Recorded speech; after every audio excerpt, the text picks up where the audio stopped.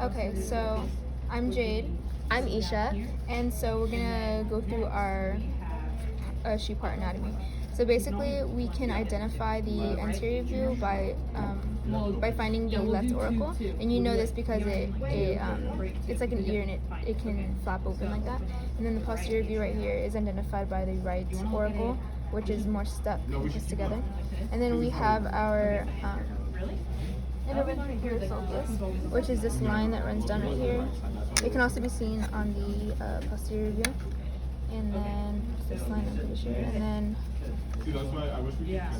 okay, so once we open up the heart and we're in the anterior view, we can locate the left atrium. Right atrium. Sorry, the right atrium because it goes through the vena cava. And so this is the atrium passes through the valve, which would be the bicuspid valve. The tricuspid valve, and then this is the right ventricle. And then the left ventricle is this whole area right here. This is the left atrium, and this is the interventricular septum.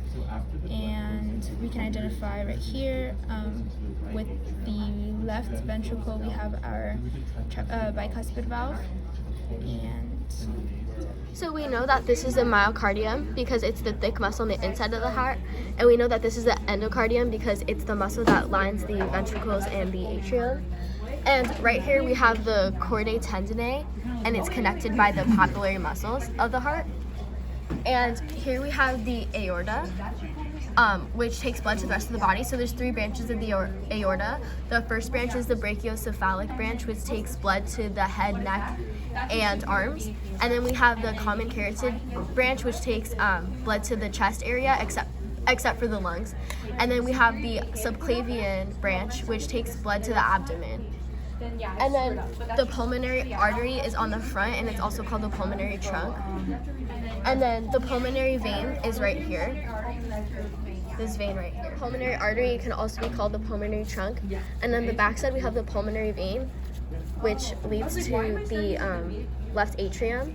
And then the superior vena cava is right here, this right here, and then the inferior vena cava is right here. so basically, the way that blood flows through the heart, it goes in through the superior and inferior vena cava, and this is deoxygenated blood.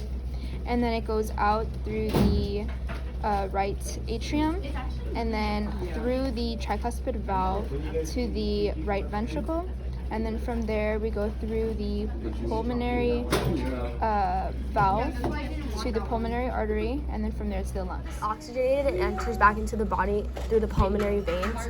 Then the pulmonary veins goes into the left atrium. Then from the left atrium, it goes through the mitral valve or bicuspid valve into the left ventricle. Then from the left ventricle, it goes through the aortic valve, through the aorta.